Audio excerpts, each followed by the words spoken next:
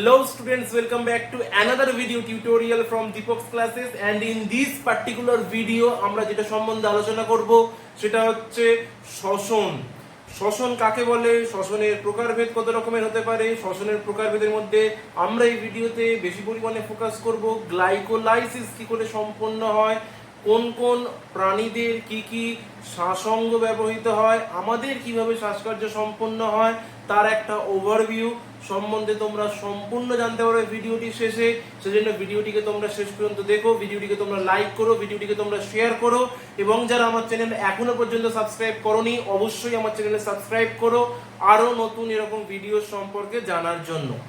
আর দেরি না করে সরাসরি আমরা চলে যাব শ্বসন বলতে আমরা কি বুঝি, এটি কয় প্রকারের, এবং কোষীয় শ্বসন এবং বহিঃকোষীয় শ্বসন মানে কোষের বাইরে, মানে যেটাকে আমরা শ্বাসকার্য বলে থাকি, শ্বসন ও শ্বাসকার্যের মধ্যে কি পার্থক্য সেইটা, এবং এই ভিডিওতে আমরা ডিটেলে পড়বো গ্লাইকোলাইসিস সম্পর্কে। তো চলো শুরু করা যাক। দেখো, শ্বসনের ইংলিশ শব্দটা হচ্ছে respiration. Now there are two types of respiration, একটাকে বলা হয় কোষীয় শ্বসন, একটাকে বলা হয় ভৌত শ্বসন। ভৌত শ্বসন মানে শ্বাসকার্যের কথা বলছে, যেটা আমরা ফুসফুসের মাধ্যমে সম্পূর্ণ করে থাকি। আমি প্রথমে এই ভিডিওটিতে তোমাদেরকে যেটা পড়াবো সেটা হচ্ছে কোষীয় শ্বসন সম্পর্কে।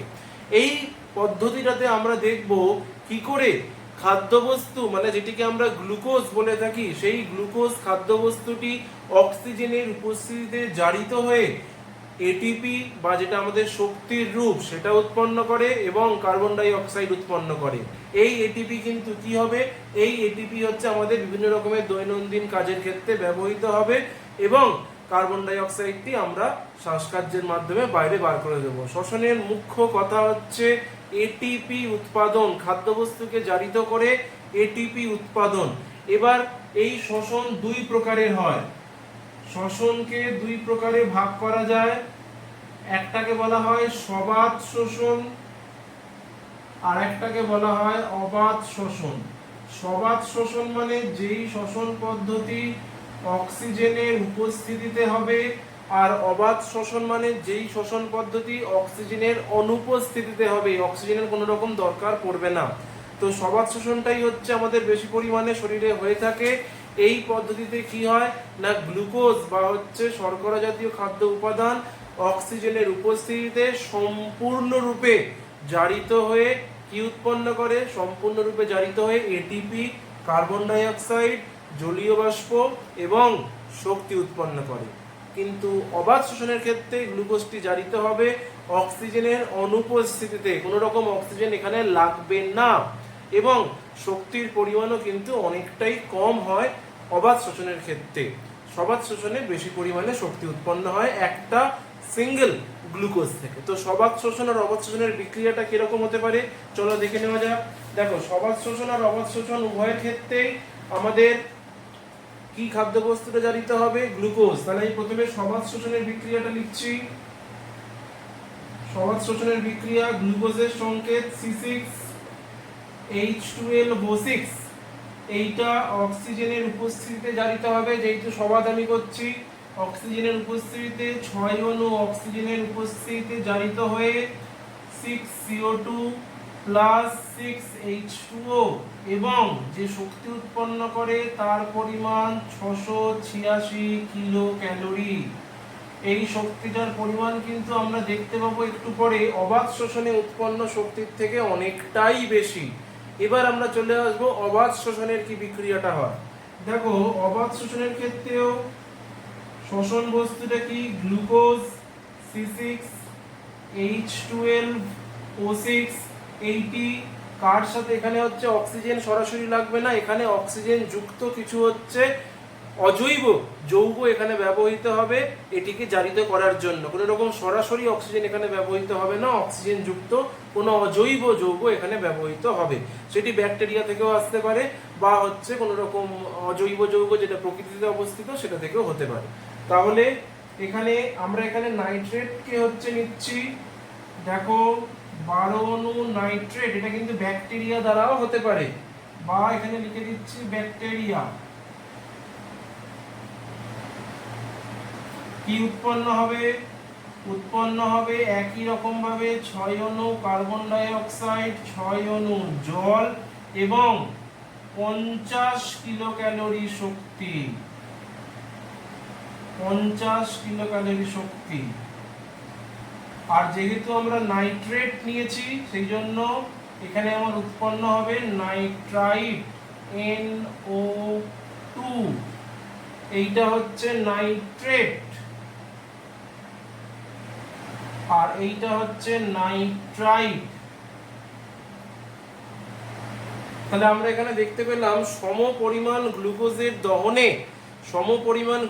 দহনে সবাত শোষণের ক্ষেত্রে অনেক বেশি 686 কিলো ক্যালোরি শক্তি উৎপন্ন হচ্ছে এবং অবাত শোষণের ক্ষেত্রে সম পরিমাণ গ্লুকোজের দহনে, সেটা ব্যাকটেরিয়ার মাধ্যমে হোক বা সেটা একটি অজৈব যৌগ উপাদানের মাধ্যমে হোক, সেখানে শক্তি উৎপাদনের পরিমাণ কিন্তু অনেক কম, মাত্র 50 কিলো ক্যালোরি। তাহলে এখানে কোনটা আমাদের শরীরের পক্ষে উপযুক্ত হবে? অবশ্যই সবাত শোষণ আমাদের শরীরের পক্ষে অত্যন্ত গুরুত্বপূর্ণ হবে। কারণ কি? এটি বেশি পরিমাণে শক্তি উৎপন্ন করতে পারে, আবার কম পরিমাণে গ্লুকোজ ইউটিলাইজ করবে। সেই জন্য আমাদের পেশিতে যখন অবাত শোষণ বেশি হয় তখন আমাদের পেশি কিন্তু ক্লান্ত হয়ে পড়ে।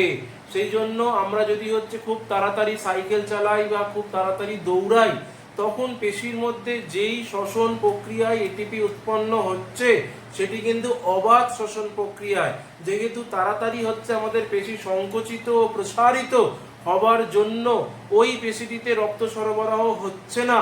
এবার যেহেতু রক্ত সরবরাহ হচ্ছে না, সেই জন্য পেশিটিতে অক্সিজেনের ঘাটতি দেখা দিচ্ছে, কিন্তু এটিপি উৎপাদনের জন্য অক্সিজেনের অনুপস্থিতিতে এটি সবাত শোষণের পরিবর্তে অবাত শোষণ সম্পূর্ণ করছে এবং বেশি পরিমাণে গ্লুকোজ কিন্তু ব্যবহার করছে, কিন্তু উৎপন্ন শক্তির পরিমাণ খুবই কম। ফলে একটা সময় আমরা দেখব যে পেশির মধ্যে একটি অ্যাসিড সঞ্চিত হয়, যেটিকে বলা হয় ল্যাকটিক অ্যাসিড, এবং পেশিটি ক্লান্ত হয়ে পড়ে। এটা কিন্তু পরীক্ষায় অবশ্যই আসে তোমাদের। পেশির ক্লান্তি কাকে বলে? পেশির ক্লান্তি কি না, একটি পেশি যখন অনবরত সংকুচিত প্রসারিত খুব দ্রুত বেগে হচ্ছে, তখন পেশিটির মধ্যে অবাধ শোষণ সম্পন্ন হওয়ার ফলে পেশিটির মধ্যে ল্যাকটিক অ্যাসিড সঞ্চিত হয়, এবং পেশির মধ্যে ল্যাকটিক অ্যাসিড সঞ্চিত হওয়ার ফলে পেশিটির মধ্যে যে আম্লিকতা বা পেশির মধ্যে পিএইচ অনেক কমে যায় বা আম্লিকতা বেড়ে যায়, ফলে পেশিটি অসাড় হয়ে পড়ে। এবং এই যে শারীরবৃত্তীয় পরিবর্তন, এই শারীরবৃত্তীয় পরিবর্তনটিকেই বলা হয় পেশির ক্লান্তি বা ফ্যাটিগ বলা হয় ইংলিশে। এবার আমরা চলে যাব সবাত শোষণের দিকে ইন ডিটেইল। দেখো, অবাত শোষণ আবার দু রকম ভাবে হয়। অবাত শোষণ উদ্ভিদ দেহে একরকম, অবাত শোষণ প্রাণী দেহে একরকম ভাবে হয়, যেটাকে আমরা সন্ধান প্রক্রিয়া বলি। সন্ধান প্রক্রিয়া ইন ডিটেইল আমরা নেক্সট ভিডিওতে দেখব। নেক্সট আমার অনেক ভিডিওস আছে সন্ধান প্রক্রিয়া সম্বন্ধে, যেই ভিডিওসগুলোতে তোমরা পেয়ে যাবে। এই ভিডিওটাতে পার্টিকুলারলি আমি যেটা তোমাদেরকে পড়াবো সেটা সবাত শোষণ সম্পর্কে। সবাত শোষণ সম্পর্কে পড়তে গেলে তোমাদেরকে জানতে হবে প্রথমেই সবাত শোষণের 3টি ধাপ আছে। 3টি ধাপে সবাত শোষণ সম্পূর্ণ হয়। প্রথম যে ধাপ সেটি গ্লাইকোলাইসিস, দ্বিতীয় যে ধাপ সেটিকে বলা হয় ক্রেবস চক্র, আর তৃতীয় যে ধাপ তাকে বলা হয় প্রান্তীয় শ্বসন। এই 3টি ধাপ একসাথে মিলিয়ে সম্পূর্ণ হয় সবাত শোষণ। তাহলে আমরা এখানে দেখতে পাচ্ছি সবাত শোষণের ক্ষেত্রে 3টি ধাপ: গ্লাইকোলাইসিস, ক্রেবস চক্র এবং সর্বশেষ যে ধাপটি সেটি প্রান্তীয় শোষণ। আমরা পার্টিকুলারলি এই ভিডিওটিতে গ্লাইকোলাইসিস সম্পর্কে জানবো। এর পরবর্তী যে ভিডিওসগুলো তোমরা পাবে সেই ভিডিওসগুলোতে ক্রেবস চক্র, প্রান্তীয় শোষণ এবং অবাত শোষণ সম্পর্কেও সম্পূর্ণরূপে ধারণাটি পরিষ্কার করতে পারবে। দেখো, প্রথমেই বলে রাখি এই গ্লাইকোলাইসিস প্রক্রিয়াটি কি বা কোথায় সংঘটিত হয়, এই গ্লাইকোলাইসিস প্রক্রিয়ার অপর নাম কি, এই সমস্ত প্রশ্নের উত্তরগুলো। গ্লাইকোলাইসিস, লাইসিস মানে কোনো কিছু ভেঙে যাওয়া, গ্লাই মানে গ্লুকোজ, মানে এই পদ্ধতিতে গ্লুকোজটা ভাঙবে বা এই পদ্ধতিতে গ্লুকোজের কোনো রকম ইউটিলাইজেশন বা গ্লুকোজের কোনো রকম বিক্রিয়া আমরা দেখতে পাবো। কোথায় সংঘটিত হয়? প্রতিটি কোষের সাইটোপ্লাজমে দিবারাত্র, তুমি যখন ঘুমোচ্ছ, খাচ্ছ, দৌড়াচ্ছ, হাঁটছো, পড়ছো, for each and every action, প্রতিটা কাজের সময় প্রতিটা দেহের কোষের মধ্যে, সজীব কোষের মধ্যে এই গ্লাইকোলাইসিস সম্পূর্ণ হচ্ছে। গ্লাইকোলাইসিস প্রক্রিয়াটি তিনজন বিজ্ঞানী সর্বপ্রথম আবিষ্কার করেছিলেন, এমডেন, মায়ারহফ, পারনেস। এমডেন, মায়ারহফ, পারনেস, এই তিনজন বিজ্ঞানীর নাম অনুসারে গ্লাইকোলাইসিসকে এমডেনের ই, মায়ারহফের এম, পারনেসের পি, ইএমপি পাথওয়ে বলা হয়ে থাকে। এবার আমরা দেখব গ্লাইকোলাইসিস প্রক্রিয়াটি কি করে সম্পূর্ণ হয় এবং এই গ্লাইকোলাইসিস প্রক্রিয়ায় সর্বশেষে আমরা কি পাই। তো চলো দেখে নেওয়া যাক সম্পূর্ণ গ্লাইকোলাইসিস প্রক্রিয়া। দেখো, প্রথমেই তোমাদেরকে আমি বলে দিয়েছি গ্লাইকোলাইসিস কোষের সাইটোপ্লাজমে হয়। তাহলে এখানে আমি লিখছি গ্লাইকোলাইসিস, বা এর আরেক নাম বললাম ইএমপি, কারণ তিনজন বিজ্ঞানীর নাম। কোথায় হয় গ্লাইকোলাইসিস? একটু আগেই বললাম সাইটোপ্লাজমে। প্রতিটি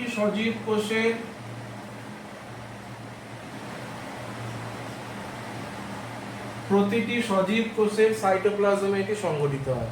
এর সবচেয়ে শুরুর হচ্ছে পয়েন্ট কি হবে? গ্লুকোজ। তাহলে গ্লুকোজটি কোষের সাইটোপ্লাজমে বর্তমান আছে। এই গ্লুকোজ প্রথমে কি হবে? গ্লুকোজের ফর্মুলা তোমাদেরকে কিন্তু একদম কণ্ঠস্থ রাখতে হবে, C6H12O6। এই গ্লুকোজটি প্রথমে, গ্লুকোজ একটি 6 কার্বন যুক্ত যৌগ, তোমরা জানো গ্লুকোজ একটি 6 কার্বন যুক্ত যৌগ। এই 6 কার্বন যুক্ত যৌগের মধ্যে প্রথমে একটি ফসফেট গ্রুপ যুক্ত হবে। ফসফেট গ্রুপটি কোথা থেকে আসবে? প্রথমে হচ্ছে এটিপি থেকে আসবে। ইয়েস, প্রথমে এটিপি, এখানে আমরা শ্বসনে দেখব এটিপি ব্যবহার হবে এবং এটিপি উৎপাদনও হবে। কিন্তু মনে রাখতে হবে এটিপি ব্যবহারের থেকে যদি এটিপি উৎপাদন বেশি হয় তবেই তো আমার হচ্ছে লাভটা হলো, তবেই তো আমি এটিপিতে দান পেলাম। যদি এটিপি ব্যবহার করে ব্যবসার ক্ষেত্রে কি হয়? যে কোনো ব্যবসার ক্ষেত্রে শুরু করতে গেলে আমাকে প্রথমে ইনভেস্ট করতে হয়, তবে হচ্ছে আমি তার লাভটা পাবো।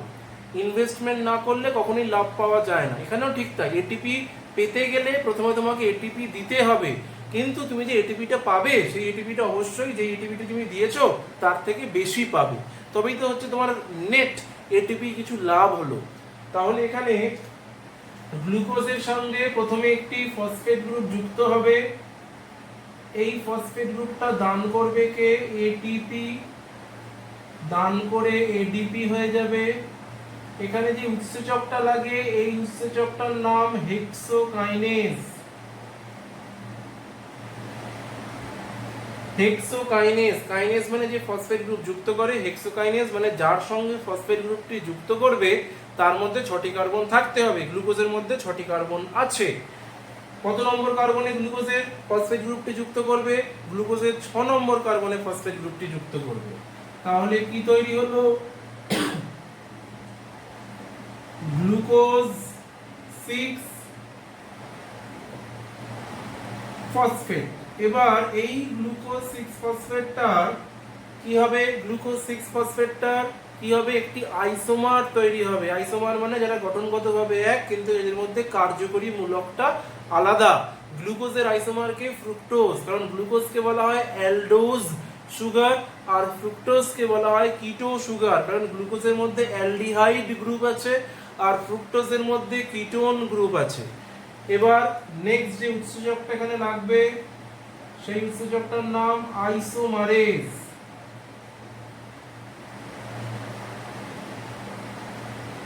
আইসোমারেজ উৎসেচকটা এরই আইসোমারে কনভার্ট করবে, তার নাম ফ্রুক্টোজ।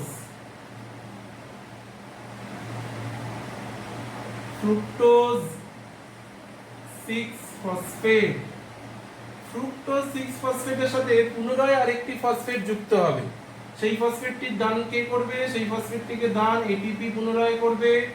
এটিপিটি এডিপিতে হচ্ছে রূপান্তরিত হবে এবং এইখানে যে উৎসেচকটি লাগবে সেই উৎসেচকটির নাম ফসফোফ্রুক্টোকাইনেজ। ফসফো ফ্রুক্টো কাইনেজ। এই ফসফোফ্রুক্টোকাইনেজ ফ্রুক্টোজের 6 নম্বর কার্বনে তো ফসফেট লেগেই আছে, এবার ফ্রুক্টোজের 1 নম্বর কার্বনে ফসফেট একটা যুক্ত করবে, তাহলে কি হয়ে যাবে ফ্রুক্টোজ 1,6 বিস ফসফেট। ফ্রুক্টোজের 6 নম্বর কার্বনে অলরেডি একটা ফসফেট গ্রুপ লেগে আছে, তার সাথে ফ্রুক্টোজের 1 নম্বর কার্বনে আরেকটি ফসফেট গ্রুপ যুক্ত করবে, ফলে ফ্রুক্টোজের এখন 1 নম্বরে এবং 6 নম্বরে দুটি কার্বনে ফসফেট গ্রুপ লেগে আছে, ফলে এখন যেটা উৎপন্ন হলো ফ্রুক্টোজ 1,6 বিস ফসফেট। তাহলে এখন আমরা যেটা পাচ্ছি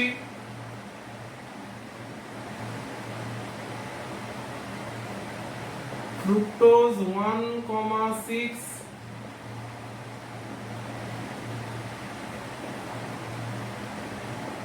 ফ্রুক্টোজ 1,6 বিস ফসফেট। তাহলে বোঝা গেল। এবার এই ফ্রুক্টোজ 1,6 বিস ফসফেটের মধ্যে কি কি বৈশিষ্ট্যগুলো আগে হচ্ছে আমরা ডেসক্রাইব করি। ফ্রুক্টোজ 1,6 বিস ফসফেট এটি 6 কার্বন যুক্ত একটি যৌগ, ক্লিয়ার। এর মধ্যে দুটি ফসফেট আছে, ক্লিয়ার। দুটি ফসফেটের মধ্যে একটি ফসফেট ফ্রুক্টোজের 1 নম্বর কার্বনে বর্তমান আছে, আরেকটি ফসফেট ফ্রুক্টোজের শেষ প্রান্ত 6 নম্বর কার্বনে বর্তমান আছে। এটা একটা ইনফরমেশন। আর লাস্ট ইনফরমেশন কি, ফ্রুক্টোজ একটি কিটো সুগার, কারণ ফ্রুক্টোজের মধ্যে কিটোন গ্রুপ আছে। কিটোন আর অ্যালডিহাইড গ্রুপ কি না, যদি এই গ্রুপটা থাকে CHO, এটাকে বলা হয় অ্যালডিহাইড গ্রুপ, আর যদি এই গ্রুপটা থাকে C ডবল বন্ড O, এটাকে বলা হয় কিটোন গ্রুপ। গ্লুকোজের মধ্যে অ্যালডিহাইড গ্রুপ থাকে তাই অ্যালডো সুগার, আর ফ্রুক্টোজের মধ্যে কিটোন গ্রুপ থাকে তাই কিটো সুগার। এবার এই যে ফ্রুক্টোজ 1,6 বিস ফসফেট তৈরি হলো, এই ফ্রুক্টোজ 1,6 বিস ফসফেট এবার ভেঙে যাবে কিসে, দুটো জিনিসে ভেঙে যাবে, প্রতিটি 3টি কার্বন যুক্ত যৌগ হবে। একটার নাম হবে গ্লিসারঅ্যালডিহাইড 3 ফসফেট, এটিও 3 কার্বন বিশিষ্ট যৌগ। আরেকটি যৌগ হবে ডাইহাইড্রক্সি অ্যাসিটোন ফসফেট, যেটিও 3 কার্বন বিশিষ্ট যৌগ। তাহলে 3 যোগ 3 6, তাহলে আমার হচ্ছে অঙ্ক মিলছে। তাহলে এই ফ্রুক্টোজ 1,6 বিস ফসফেট এবার দুটো জিনিসে ভেঙে যাবে। কি কি জিনিসে ভেঙে যাবে, একটা হচ্ছে গ্লিসারঅ্যালডিহাইড 3 ফসফেট,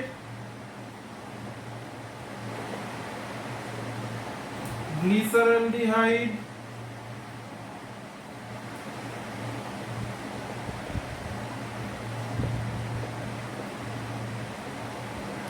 ফসফেট, আমি ফসফেটটাকে এরকম ভাবে লিখে দিলাম 3 ফসফেট। আরেকটা হচ্ছে ডাইহাইড্রক্সি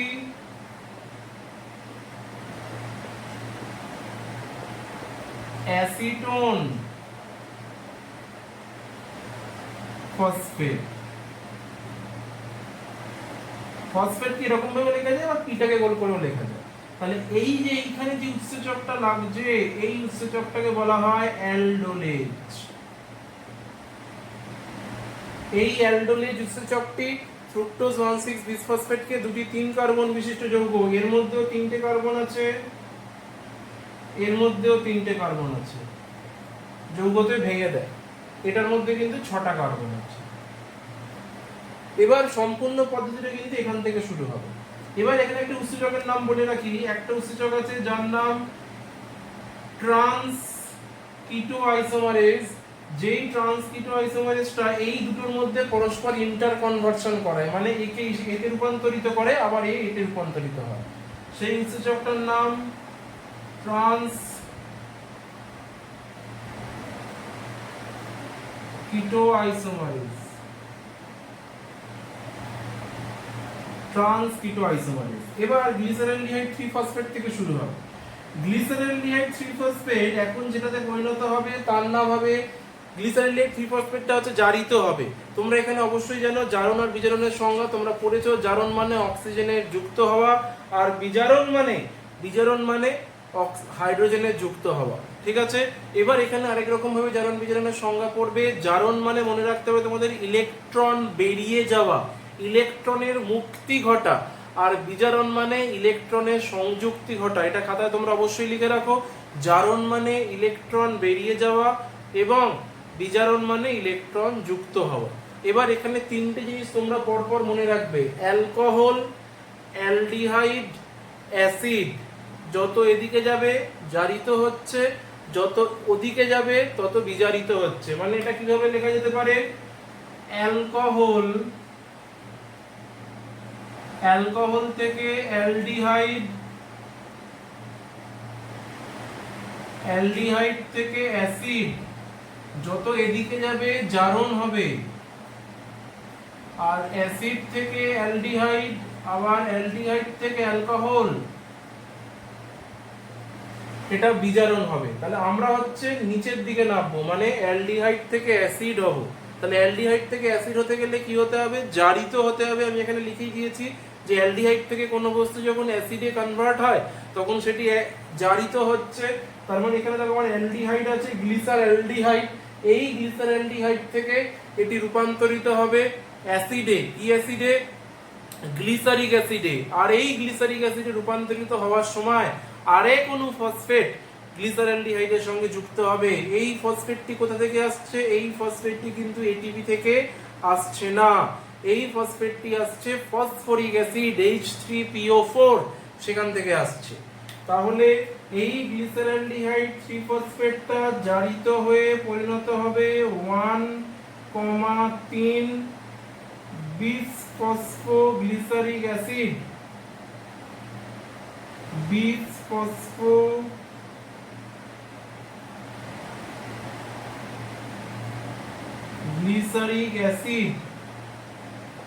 এবার এইখানে যখন জারিত হচ্ছে, তোমাকে বলেছি, তোমাদেরকে এইমাত্র বললাম জারিত হওয়া মানে কি, জারিত মানে ইলেকট্রন ছেড়ে দেওয়া, ইলেকট্রন বেরিয়ে যাবে। তার মানে কেউ না কেউ সেই ইলেকট্রনটাকে ধরছে, কেউ না কেউ সেই ইলেকট্রনটাকে গ্রহণ করছে।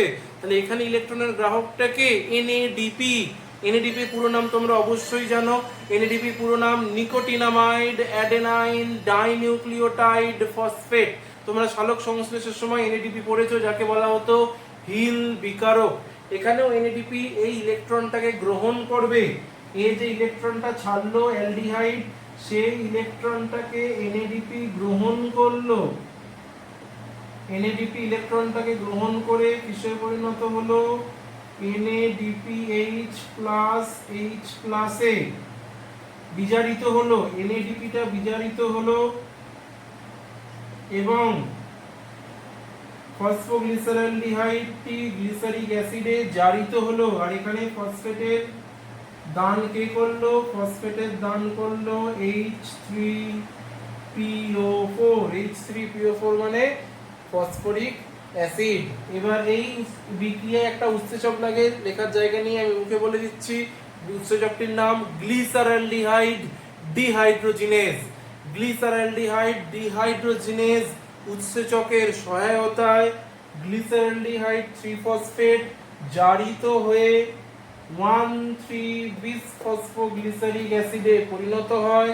এই সময় যে ইলেকট্রনটি এখান থেকে বেরিয়ে যায় সেই ইলেকট্রনটিকে এনএডিপি গ্রহণ করে, এনএডিপি ইলেকট্রনটিকে গ্রহণ করে NADPH এ বিজারিত হয় এবং এই সময় যে ফসফেট গ্রুপটি যুক্ত হচ্ছে সেই ফসফেট গ্রুপটির দাতা হচ্ছে ফসফরিক অ্যাসিড, যেটি থেকে ফসফেট গ্রুপটি পাওয়া যায়, বা এটাকে ইনঅর্গানিক ফসফেটও বলা থাকে, অজৈব ফসফেট।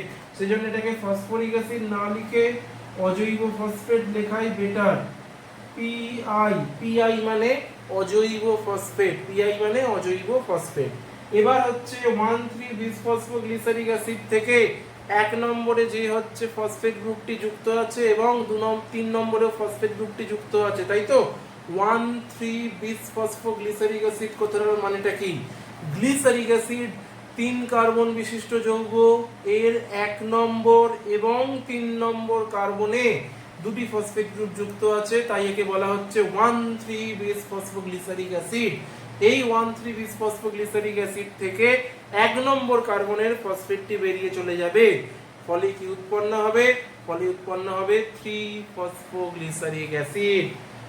আর এই যে ফসফেটটা বেরিয়ে যাচ্ছে এই ফসফেটটাকে এটিপি গ্রহণ করে এটিপি উৎপন্ন করবে। ফসফেটটা বেরিয়ে গেল, আমার এটিপি উৎপন্ন হলো। তাহলে দেখো এই প্রথম কিন্তু আমাদের এটিপি উৎপন্ন হলো। এই প্রথম এটিপি উৎপন্ন হলো, আর এখানে আমার কি তৈরি হবে? তৈরি হবে হচ্ছে 3 ফসফোগ্লিসারিক অ্যাসিড, 3 ফসফোগ্লিসারিক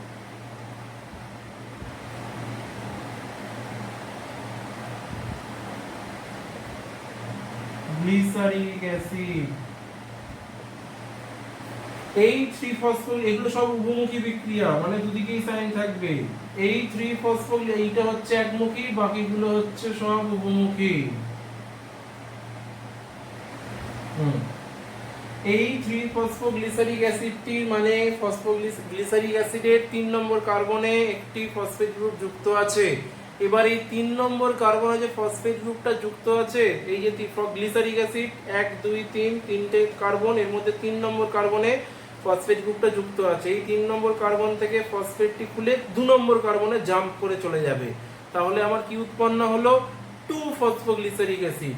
এরকম কার্বনের স্থানান্তর ঘটায় যে ধরনের উৎসেচকটি, তাকে বলা হয় মিউটেজ। তাহলে এখানে আমার লেখার জায়গা নেই, আমি এখানে লিখছি 3 ফসফোগ্লিসারিক অ্যাসিড। তোমরা কিন্তু নিচে করবে এটা অবশ্যই। 3 ফসফোগ্লিসারিক অ্যাসিড, 3 ফসফোগ্লিসারিক অ্যাসিড যেটাতে পরিণত হবে সেটা হচ্ছে 2 ফসফোগ্লিসারিক অ্যাসিড। 3 নম্বর কার্বনের ফসফেটটা 2 নম্বরে চলে গেছে। 2 ফসফোগ্লিসারিক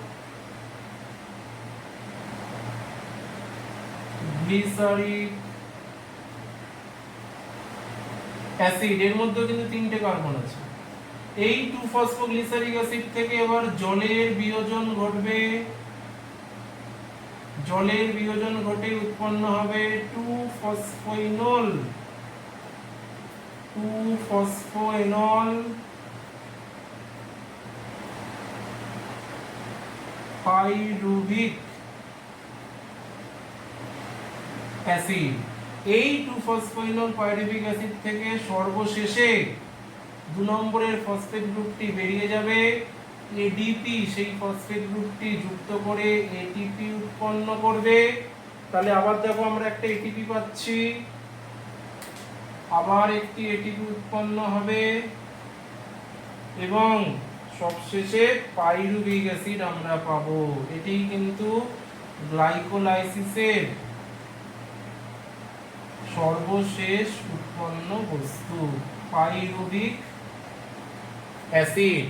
তাহলে দেখো গ্লাইকোলাইসিসে আমরা কি কি পাচ্ছি? পাইরুভিক অ্যাসিড উৎপন্ন হচ্ছে সর্বশেষে একটা NADPH, একটা ATP আর একটা ATP, মানে দুটো ATP। তাহলে আমার তো এখানে দুটো ATP ব্যবহার হয়েছিল। এই দেখো দুটো ATP ব্যবহার হয়েছিল এখানে, এইখানে একটা ATP ব্যবহার হলো, আবার এইখানে একটা ATP ব্যবহার হলো, আর এইখানে দুটো তৈরি হলো। তাহলে তৈরি আর উৎপন্ন তো সেম হয়ে গেল। তাহলে আমার লাভের লাভ কি হলো? দেখো এখানে আমাদের 2 অণু ATP আরো এক্সট্রা উৎপন্ন হয়েছে। কি করে? আমাদের যে ডাইহাইড্রক্সি অ্যাসিটোন ফসফেটটা উৎপন্ন হয়েছিল, সেই ডাইহাইড্রক্সি অ্যাসিটোন ফসফেটটাও তো এই পাথওয়ে দিয়ে যাবে। আমরা তো শুধু গ্লিসারলডিহাইড 3 ফসফেটটা দিয়ে দেখলাম। উৎপন্ন ডাইহাইড্রক্সি অ্যাসিটোন ফসফেটটা পুনরায় গ্লিসারলডিহাইড 3 ফসফেটে রূপান্তরিত হয়ে পাইরুভিক অ্যাসিড উৎপন্ন হবে। তাহলে উৎপন্ন বস্তুর পরিমাণ কি কি হবে? এটা পরীক্ষায় খাতায় লিখতে দেয়, অবশ্যই খুব ইম্পর্টেন্ট। গ্লাইকোলাইসিস প্রক্রিয়ায় কি কি ব্যবহৃত হয়? প্রথমে ব্যবহৃত হয় লিখছি 2 অণু এটিপি ব্যবহার হবে। তাহলে 2 এটিপি ব্যবহার হয়, এটা হচ্ছে গ্লাইকোলাইসিসে 2 অণু এটিপি ব্যবহার হয়। এবার উৎপন্ন কি কি হয়? উৎপন্ন হয়, দেখো উৎপন্ন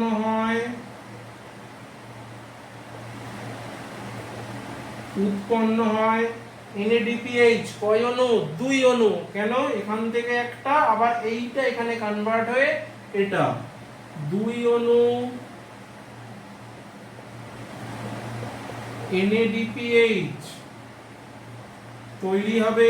কয় অণু পাইরুভিক অ্যাসিড? 2 অণু পাইরুভিক অ্যাসিড। এদিক দিয়ে একটা, এদিক দিয়ে একটা, 2 অণু পাইরুভিক অ্যাসিড।